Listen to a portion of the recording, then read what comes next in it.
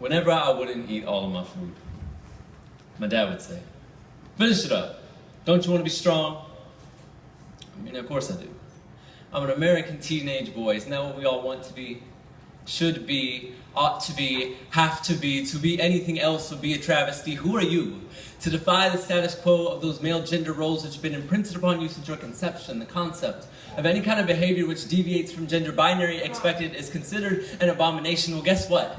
Dear oppressive father figures, gender is a spectrum, like light is a spectrum, but God forbid any of your sons be included in that rainbow. So instead, you rain down the flood of a masculinity complex. Learn to flex so girls will like you. We teach young men to trade their intellect for biceps, spend hours in a gym so you can look like him. You want to look like him. I want to look like him. God, why can't I look like him?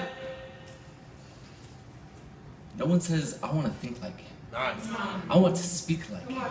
Male has come to mean illiterate. The biggest piece of literature most men have read is the label on a protein shake, and they're shaken by how inferior they feel. Don't ask us how we feel because we're emotionally illiterate. We have the inability to interpret any kind of sensation beyond hungry and horny, but even those two get mixed up with how much we've sexualized the belly. Men get eating disorders too.